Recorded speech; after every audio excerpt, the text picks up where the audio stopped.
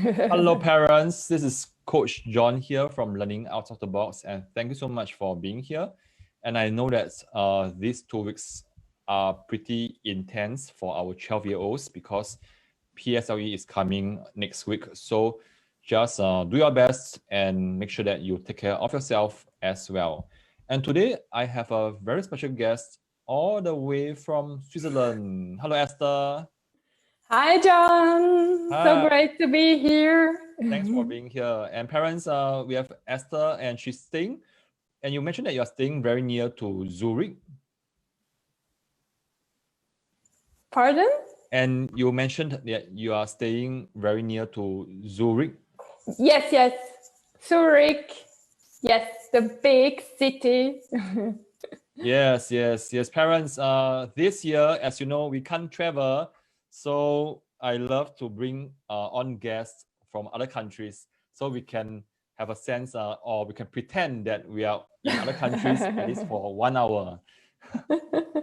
Okay, parents, the reason why I brought Esther up is because she has just written a book on bullying. And I think that being a parent myself, we do hear stories of other children being bullied in school. And sometimes we do hear stories of our own kids being bullied in school. So I think that I really want Esther to share with us some of the tips on how can we better manage this sensitive issue. Yeah. Okay. So Esther, before you start, would you be able to share with us what you do and help us to understand where you're coming from and how do you end up writing a book on bullying? Good question, John. Yeah, it has been a long journey. I studied literature, world literature, and I always wanted to write a book, but I was so afraid of being laughed at with my book because I studied really high literature and I knew I couldn't get there with my book. So I became a journalist and I was writing all my last years, many years of my professional life. And but the dream of writing my own book has always sleeping in me. And when I got coaches 3 years ago who told me, do what you love and it will be amazing. So I remembered, and the dream of publishing my first book just popped up again, and I did it. I was so scared. I thought I'm gonna write a small children's book because children's books are not that heavy and you can't get yourself out that much. So the fear of being laughed at couldn't be that much, but it was, for me, it was a big thing to get this book out. So what motivated you to write a book on bullying? So actually I thought, well, I don't choose a topic which is not too close to myself, but finally it was the topic bullying, and definitely the fear of not being good enough. That was my topic, but I put it in the shoes of my smaller son. He's called Leonard, and Loulou is our cat. And the story goes Leonard and Loulou. And yeah, actually it started that my younger son, this is the true story, my younger son didn't want to go to school because he felt bullied, and not actually by the colleagues, but by the teachers. At that time, he had 3 teachers, but they were so busy with 1 or 2 colleagues because they were really challenging. And my child, Leonard, he's a sensitive child and he's not doing a lot of action, and he was kind of shy and always hiding a little bit, my topic as well. And then he said, well, I don't feel comfortable at school because he wasn't seen, he wasn't heard, he wasn't understood. And myself, I have this challenge since years. I had it. I overcame it now, but I had it. I knew exactly how he felt, not being seen, not being heard, not being understood. And he said, I want to stay home with our cat. We have the small cat, Loulou. And then, well, what I did, sometimes I said, well, let's try. You go tomorrow, but today you can stay home and you relax and you make yourself a good stay. And so, and I let him being home because I felt he was intelligent enough. He didn't need any whatever school topics, but it was his well-being, which was the most important thing for me. And that's why I allowed him to stay at home from time to time. Sometimes he went to school maybe 2 days from the whole week, and he stayed at home. And he felt comfortable. And I think it was so important that I was listening to his needs, and I took him really. I saw what he needed, and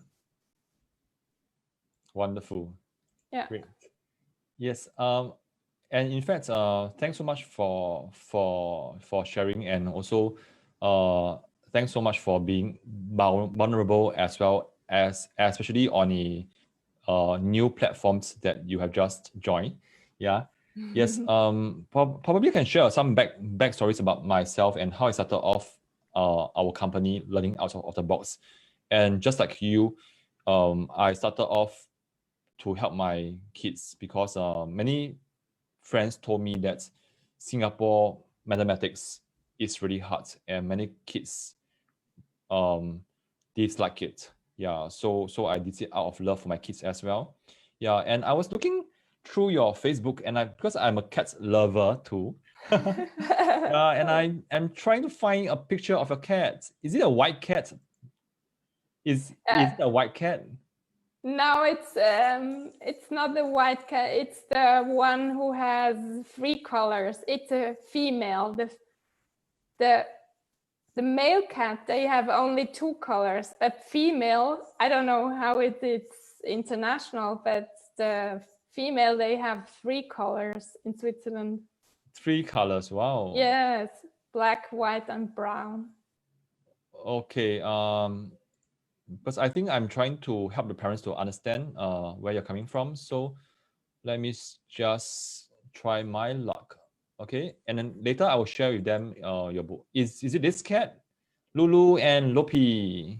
Yeah, that's the mother, Loulou, and now we have also the Lopi. Yes. Oh, what's a beautiful cat.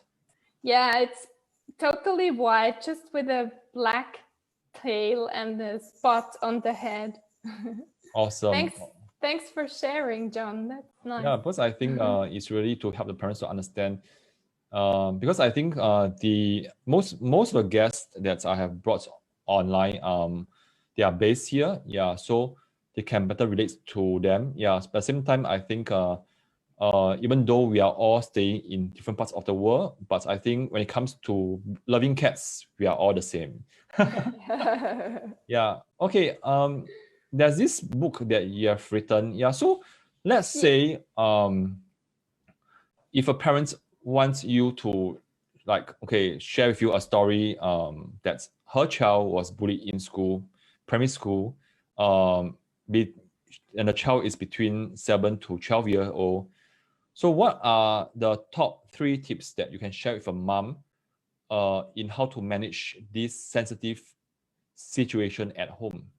Yes, thank you for asking. So I think the most important thing is that as a parent, I understand or I feel with my child.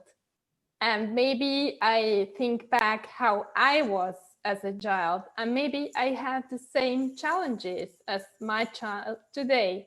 And I think the most important thing is just to take it serious, what my child is telling me. And with the book, I want to help people to speak more, parents, adults, to speak about more feelings. And if I speak about my feelings, my child, I think, will also speak about the feelings, because if I, as a parent, I show myself vulnerable, then my child will also come up with its or his own feelings. Only if, imagine you're just asking, how do you feel?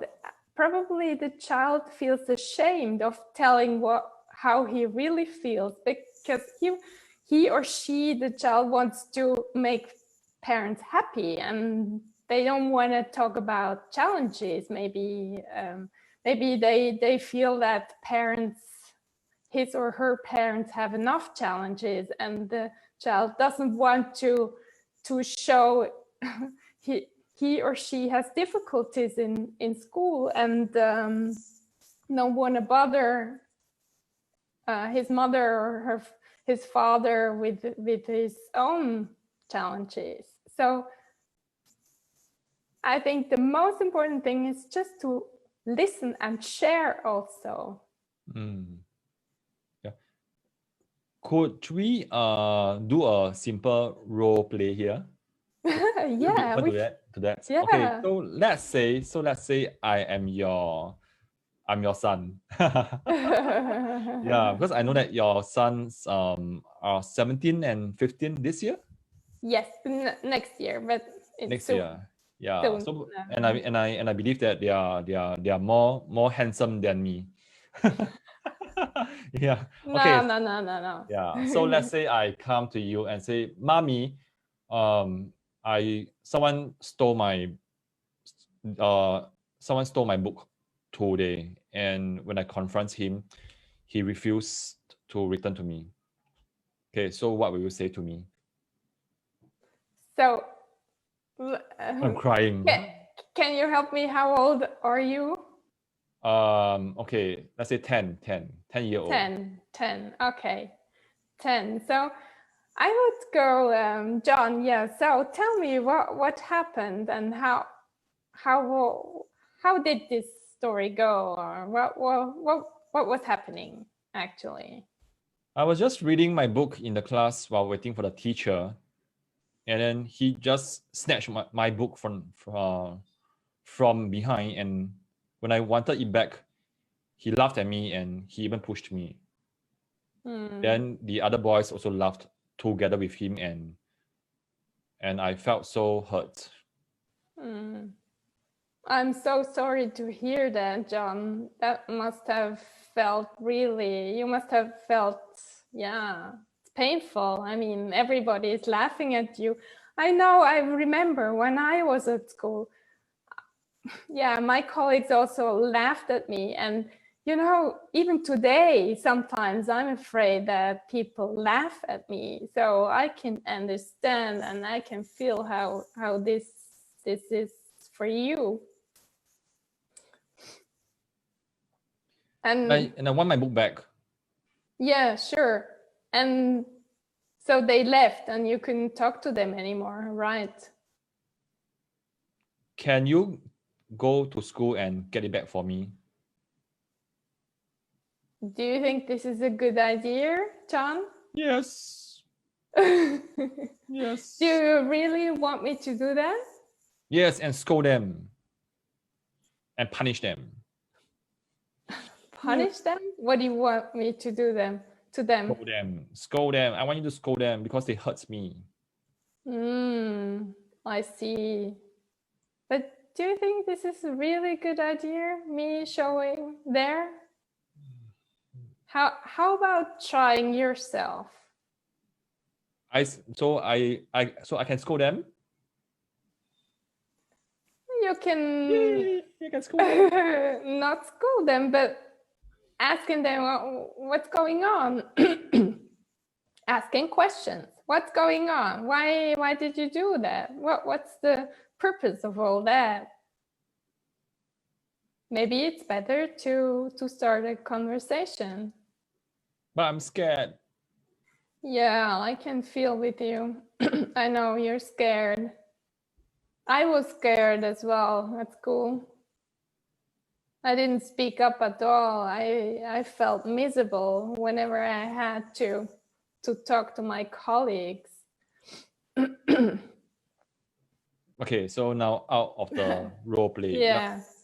help us to understand what you just did and what are the reasons behind asking those questions in that way.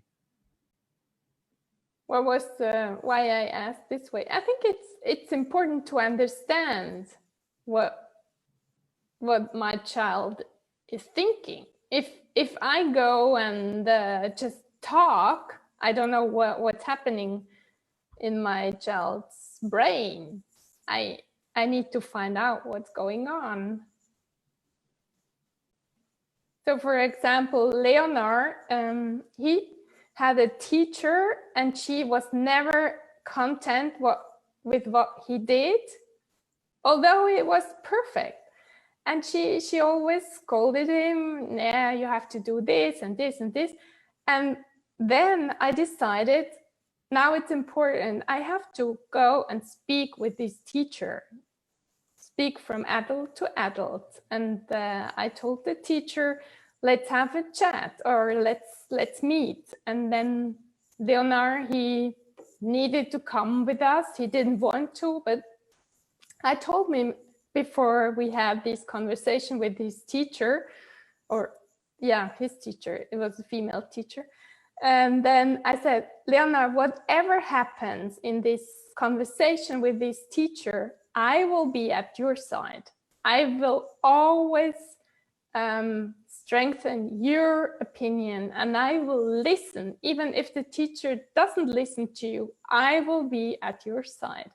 And that's how he said, okay, Mom, we can do it, because I know you are with me, and you're not going adults with other adults against me. And so this helped a lot, I think. Mm-hmm. Yeah, and I like the parts that you shared. It's so important to let a child feel that we are on their side, rather than we are here to teach them a lesson. Yeah, because I think that from my experience of working with parents, and even I may sometimes make the same mistake as well. So back to the scenario when someone stole my book. Yeah, one of the common remarks that I heard from my experience is the parents may say, didn't I tell you that you're not supposed to bring the book to school? Look what happened.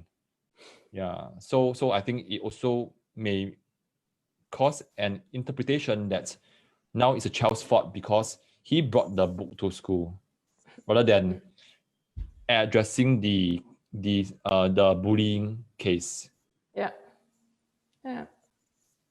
Very nice. Yes, I was browsing through your website, and so let me just do a quick sharing. Yeah, do tell us and share with us like how's the response from the kids, and how do you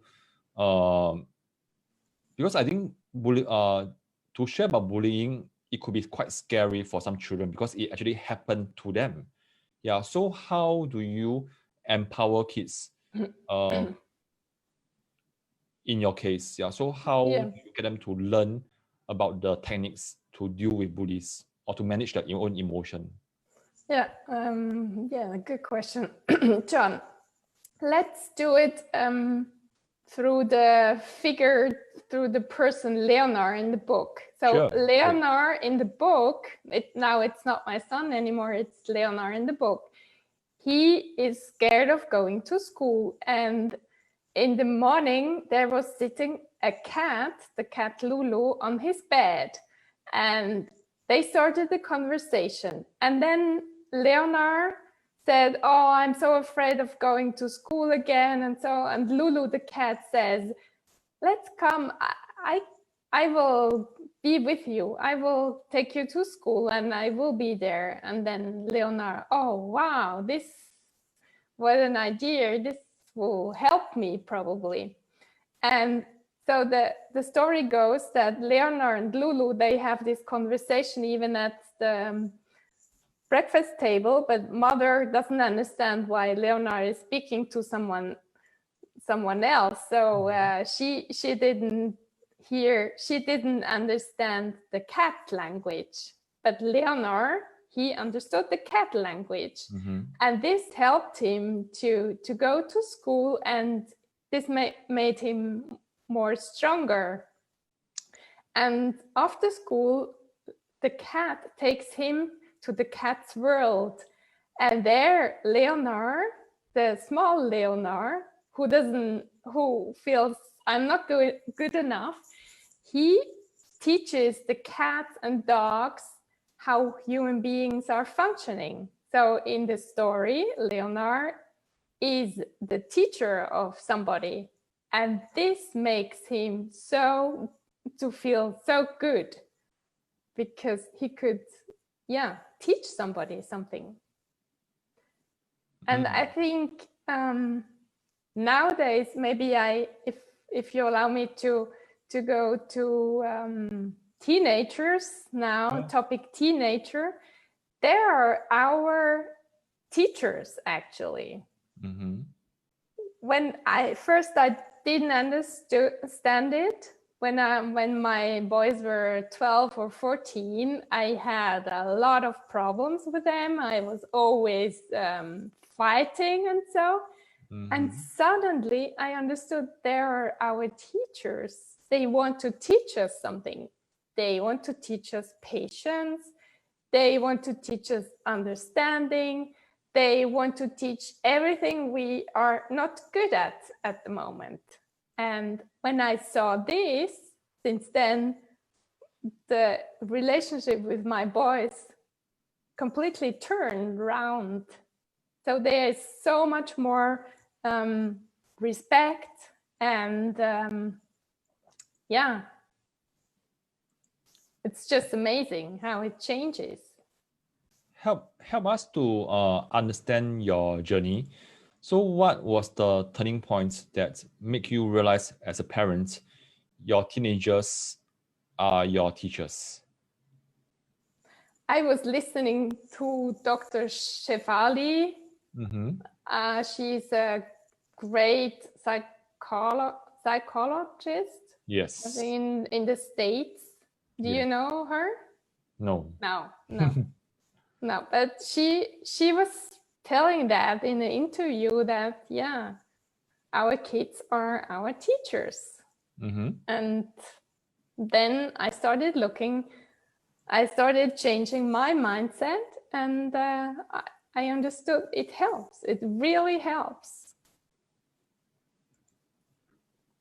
Could you elaborate on what do you mean when teenagers are our teachers? And because I think could you give us some examples, like maybe some of your life stories, or okay, let me share with you my interpretation, because I agree with you as well.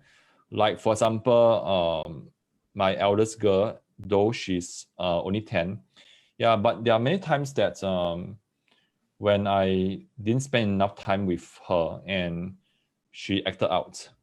And I mean, as a parent, I can see as either way. One is to shoo it away and take it as, hey, it's just you. Probably it's just your one. It's just one of your bad days. Or I can start to self-reflect and ask myself, what's the cause of it? Is it because of something that I did or I didn't do that has resulted in this behavior in my kids? So what about managing teenagers? So what's your experience, or what are some of the examples that you have experienced when your teenager taught you something that, hey, actually is very important? Good question. So sometimes I'm stressed in my job, in my occupation, and then I'm looking around and I'm seeing a lot of things laying around, and there's a mess, and then I get upset and like me, it's like me. And I think, Them, oh right? my God, and we didn't do that, and my child didn't do this and that, and so, and it gets further and further, and I'm in this program. My inner program is running. And in this moment, I really tried to tell myself, hey, Esther, you're stressed out.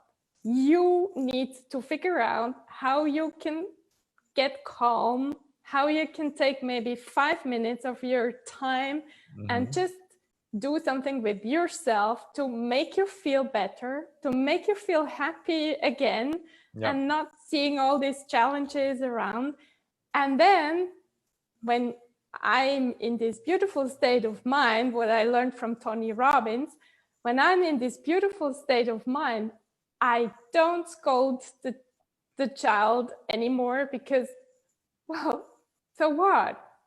I can go maybe and say, hey, come on, maybe it would be nice to clean up someday. When are you willing to do it or so? But I'm confronting my child in a totally different state of mind from the first or the second state, right? And the interaction will be totally different. First, every child and parent will get, oh my God, it's your bad day. Maybe they don't say, now my teenagers tell me. If my teenagers now feel I'm stressed, they say, oh, you have a bad mood, Mom. So they tell me, actually, and they tell me to go back to myself and to see how I can help first myself, to speak after that with them in a respectful way.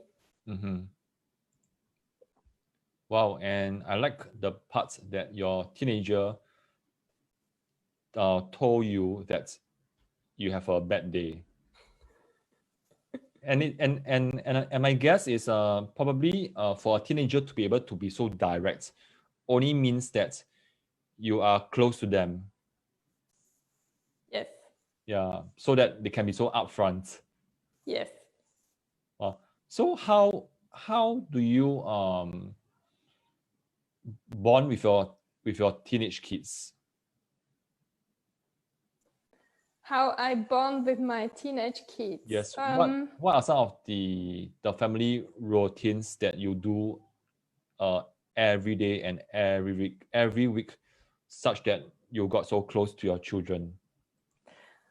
Yeah, good question. We don't have any rituals at all, but I think I tell myself just to interact and to speak with them in a respectful way. That's what I tell myself every week. At the beginning of the new week, I tell myself I want to interact with my children in a respectful way. And maybe I think what we could do this week to make them happy or so. Sometimes, nowadays teenagers don't want that much. They say, oh, I'm fine, Mom, I don't need anything special or so. But when you have smaller kids, they have things they really want. And maybe it's good to think about the beginning of the day or the week. What could I do just to have a good relationship with my kids and to make them have fun, and or we have fun all together, and not seeing all the topic from school and the exams and everything. I mean, probably when you get up, you see what we have to reach with your children.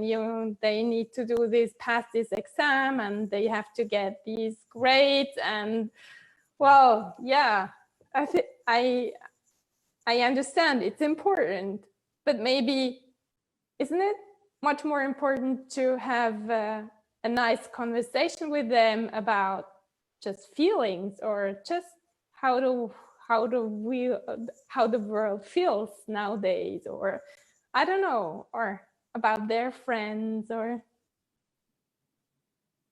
Great. how about that? Wonderful. Yes. Thanks for sharing. Yeah, because for parents who are still listening to us, and I know that for most Singaporean parents, this is still a working hour. Yeah, so thanks so much for joining us. Then the reason why I wanted to hear about Esther's experience in bringing up her teenage kids is because in my own experience, I think when a child is being bullied in a school, two things can possibly happen. One is he turned outwards, which is okay, I need to get help. Yeah. And who does he turn for help will be dependent on his relationship with the person. Yeah. Or he can turn inward and just withdraw or cramp up. Yeah. So I think because in the past I used to be a social worker and I work with single parents and kids. And one thing that I realized is how kids open up is dependent on their relationship with their parents. If the kids are not comfortable with their parents, there's no way they are going to share what has happened in school. And how much they share, whether they will just say a mere okay or share in depth, depends on the daily maintenance of the relationship between the kids and the parents. And this is actually done by the parents. Yeah, so everything, in my opinion, is interlinked. Yeah, so I believe that relationship is very important in this topic as well, because the kids need to feel safe and not be judged or further hurt if the child decided to share that he is being bullied in school with the mom or dad. Yeah, very beautifully said, John. Yes. So I suppose that you have shared your story about Leonard and Loulou, right? Did I get it wrong? Did I get it right? It's right. Yeah, Loulou. Leonard and Loulou. Yeah. Yes. Okay, great. Yeah. So what are some of your experiences when you talk to parents? Well, how receptive were they when you tell them about the stories? I mean, did any parents say that, hey, it's just a story, but it is harder to apply in real life, or what, or how was it in your experience? I think it's nice to have this. First, for smaller children, it's nice to have a book to look at. My book, there is half-page picture or illustration with a beautiful cat, and so it's nice to look at the pictures with smaller children. And for older children, it's nice to read with them or read for them the story. And I think it's important to share the feelings and together. And I think the most important thing that you find a moment to be together and to share something. Even if you don't speak about feelings, it's great that you feel this kind of, it's a bond. You sit together and you do something together without a goal, a purpose. It's just the fact that you're sitting together and you speak or you talk and think. I don't know how your kids, what they do, but my kids, they love when I told them stories at night before going to sleep. Even right now. No, not anymore. But until 12 or so, they always wanted to hear a story, or we were reading books. I was reading them a lot of books, and they love these time together before going to sleep. And if I hadn't ended these times, they wanted to listen to 2 hours. And I always said, no, we have to sleep. But Mom, no, just a little bit more and more. I don't know if you do that in Singapore with kids, that you tell them stories at night. Oh, yes. What I did when my children were younger is there's always bedtime stories, and it can be from books or it can be from our own our life stories. Yeah, and I really like the parts that you mentioned. Is finding a moment. It could be a family ritual that this time is meant to be spent between the mom and the child, or the dad and a child. Yeah, because I think what is important here is sometimes children will wait until the special moments at the end of the day to share with the parents what happened in school. Yeah, and maybe some kids may not know that he's being bullied, but because the child feels so safe to share about what happened to him in school, that the parents may be able to pick up that, hey, this is a bully case. Yeah, so I really like the parts that you mentioned, that it's good to have such moments with children. Yeah. Great. Totally. Yeah. So if a parent is very new to this and probably at home, they, how should I put it? Yes, many parents want to try, but they are not very used to, hey, I need to listen to the feelings. I mean, there's so many steps to it. So what will be some of the easy tips for parents to use, to apply when they have identified that this is a bully case shared by their children? Good question, John. Yes, I think it's important to listen into myself. If I had maybe in my childhood, if I have had a kind of story, if I can relate to the feeling my child is telling me, because probably everybody has had some experiences in childhood where he felt bullied in a certain way.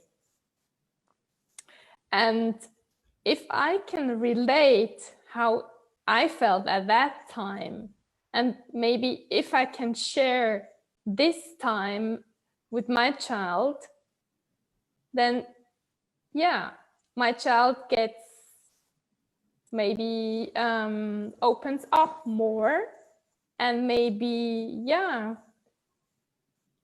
will also speak about her or his feelings. But great. Yes. So in a sense, just to clarify, you are saying that finding or creating the moments for children to feel safe enough to share. Yes. And I think everybody knows how his child or her child is feeling at certain moments. Only maybe I'm not in the mood of listening or feeling. Maybe as a parent, sometimes I'm rather busy with other things and with getting money and doing my job. And but maybe if we are listening more to our inner voices as parents, how my child is feeling, then we can maybe connect easier to the child, because we are more aware what's going on. Maybe we don't actually know what's happening at school, but maybe we can feel that the child is a little bit down, low energy or so. And if we can sit with this child and maybe just spend a few minutes and give this child the self-confidence and telling him how great she or he is, this helps also to strengthen children who are bullied at school. Awesome. Great. Thanks. Okay, so you mentioned that your book is available in Amazon. Yes, I have the privilege that it's been published by a New Yorker publishing house. And they did this soft cover version, which can be shipped everywhere. So you can order it on Amazon.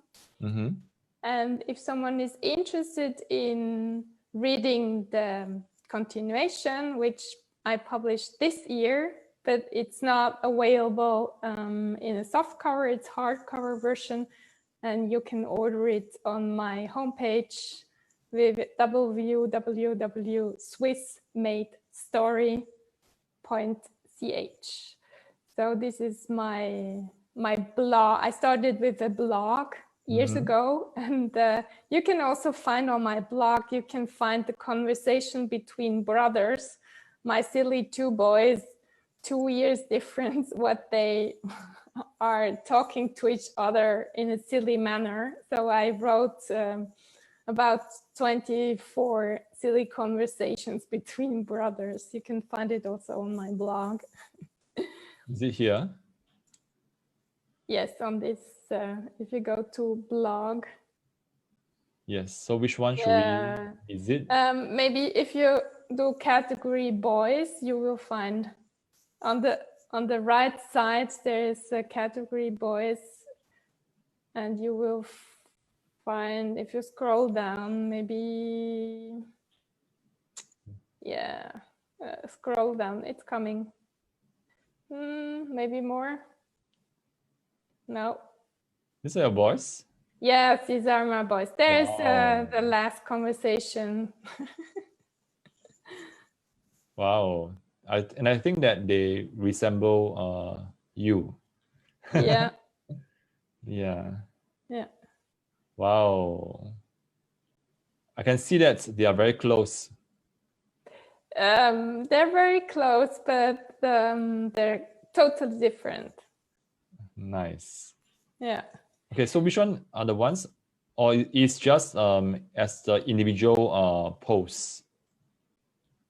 Pardon, I didn't get your question. And you mentioned about the interesting conversation between your sons. Yes. Is it that they come in individual posts, blog posts? Yeah, there's this series of 24. Yes. Okay, so I just have to check visit those with title conversation between brothers. Seen. Then sometimes they were fighting a lot together at those age. Yeah. They're beating each other up, and also by words. And sometimes the only method to getting rid of these feelings I had, because I couldn't do anything, I could just react to one or the other and say, hey, come on, be a little bit more respectful with the other one. But sometimes they were in this flow of this conversation and beating each other up. So the only method to get rid of this, I started writing the conversation, and then I felt better afterwards. I don't know if you can relate to this. If you have several children, sometimes really being mean on each other. Yes, it happens every day. Yes, and I agree with you. Like what we parents are trying to do here is we can't prevent the fights or the quarrels at home, because it's part of growing up. I mean, I do hear similar stories from friends who have siblings, and they were sharing that when they were younger, they always fight and quarrel. Yeah, and it's only until probably in their 20s then they got closer, and somehow many of them shared that the fights and the quarrels actually brought them closer. Yeah, I can tell parents who have smaller children beating each other up and fighting, I can tell you it gets better between them. Now my boys 15 and 17, they they are rather respectful human beings with each others. Sometimes when they are together for too many hours or too many days, then they start again. But in the meantime, they've really got this kind of respectfulness for each other. And I'm so grateful that happened. Otherwise, yeah, as a parent, it's tough. Yes, yes. Yeah. So right now we have come to almost the end of the sharing. What will be your key takeaway for parents? Good question. There are so many keys I learned myself. But I think the one thing with the respect is the most. Maybe it's difficult when there are smaller children because you have to teach them a lot of things. But sometimes I think it's important just to imagine it's another being. It's not your child. Maybe you disconnect with the idea it's not your child you have to educate. It's a human being who has feelings, ideas, dreams. Maybe it's 8 years old, and it's just another human being. And if I disconnect with the fact that I need to educate this other human being, maybe I just take it like it is, with its beautifulness, with everything. Then maybe it's easier to connect in difficult times, challenging times. Great. Thanks for sharing. So if the parents wants to get in touch with you, do they go to your website? Yes, or I'm all over social media, Facebook, Instagram. I have a podcast where I teach all my learnings from the last 3/4 of a year with a Tony Robbins coach. And my topic will be in my upcoming book, Living Without Fear. And this is also the title of my podcast. And I created during COVID, during lockdown, I created a 5-minute episode every day. Wow. On topics like, birth, self-love, and this podcast, I'm really grateful, it has been listened to 37 countries, and we are now by 700 plays or something. Nice. Yeah. Wonderful, wonderful. Yeah, you'll find all on the website or on podcast, Apple Podcast or Google Podcast. Great. Yeah, so for parents, if you're keen to get in touch with Esther, you can contact her at her website, or you can check out her podcast if you are interested. Okay, Esther, can I ask you one question which I always ask my guests? Yeah, okay. Yes, go ahead. Okay, as you know, I manage a Facebook group of parents who help their children in their primary school mathematics. Yeah, so I teach the parents how to teach their children mathematics at home. Yeah. Yep. So the question that I want to ask you is because right now the 12-year-olds are pretty anxious or probably stressed out because the major exam, their primary school leaving examination will start next week. Okay. And it's a big thing in Singapore. Yeah, so Oh parents will get stressed, kids will get stressed, the whole family network will get stressed, the teachers get stressed as well. Yeah, okay, so right now the question is, let's say if I invite you to walk down your memory lane, and then you meet the 12-year-old Esther. Yeah, you meet the 12-year-old Esther.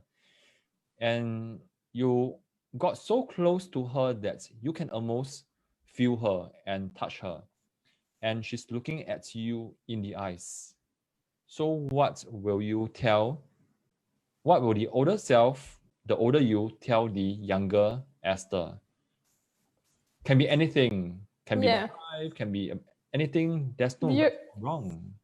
Beautiful, beautiful thought. Yeah, I would tell the smaller Esther, you can do it. You're so amazing. You are just absolutely great. You're just wonderful. And I can just share a little bit of my story. My father was a mathematics teacher. Really? Yeah. And I had problems with math. And I went to him with my calculations, and then he realized that I didn't check this and this and this and this.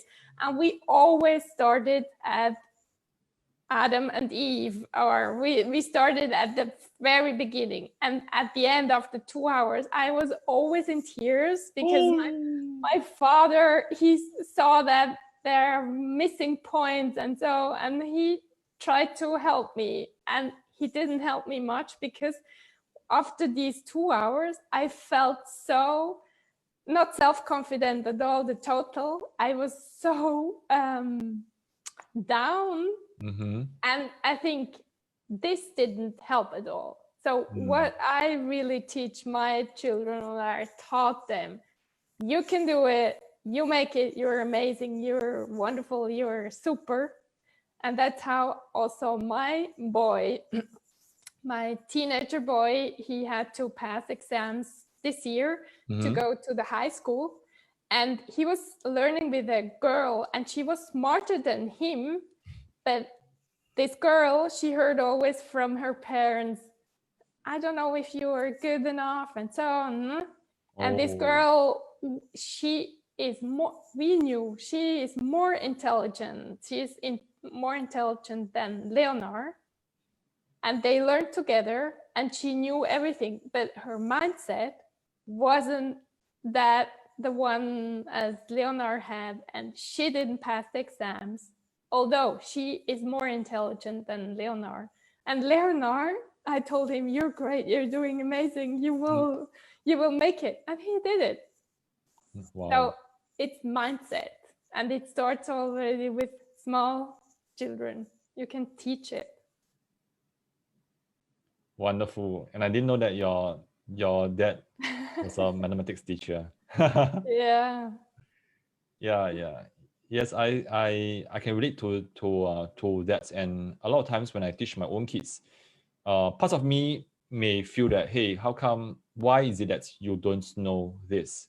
Yeah, but at the same time, I think it takes a lot of conscious effort to see through the child's eyes that this is something new to her, and probably if I were her age, I may not be able to solve that question as well. Yeah, but it's I would say that it really requires daily conscious effort, and it's not easy.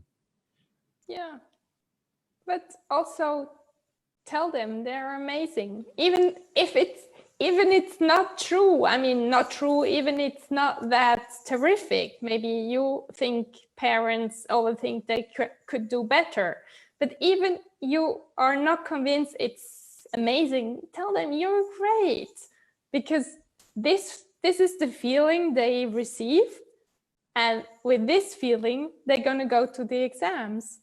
And I really want to encourage all the parents listening to us and watching us to tell their kids before they go to the exam, you will do it, you are great, you're wonderful, and you will manage to pass this exam. Yeah, and when you were sharing, I think I saw this image in my mind, because I just went to the park yesterday, and I saw these parents with a very young kid, and she was learning how to walk, and the parents were cheering for the kid, and the kid was just trying to take her first few steps. Yeah. Then when you shared, and it dawned on me that somehow along the way, when our children were younger, they didn't know how to run or walk fast. But as parents, we were just cheering them on. Hey, you can do it, you can do it. Yeah, but somehow along the way, this encouragement lessened and it disappeared. And I think sometimes some of us may tend to magnify the weakness of the child and forgot about what a child can do, or what a child can do well. Yeah, this is very beautifully said, John. It's exactly this. Great. Thanks so much, Esther. Really appreciate all the sharing that you have done. Thank you so much. Yes, and I realized that somehow the struggles that we parents have are almost similar, even though we are from different countries. Yeah, but I think sometimes our children drive us nuts. Sure. And we'll nag at them no matter how old they are. Yeah. And relationship and like what you say, the respect, they are universal. Yeah, it doesn't matter which part of the world we are in. We want our children to grow up to be respectful adults. Yeah. And that's it. So thank you so much for having me here. And I'm so glad that we talked about all this. And I really hope that our parents all these parents of this platform can use just a little bit from this sharing. Great. So parents, thanks so much for being here, and thank you, Esther. And hopefully we will see you again in Zurich, or is it in Switzerland? Yes. Okay, great. Okay, have a great day, John. Yes, great.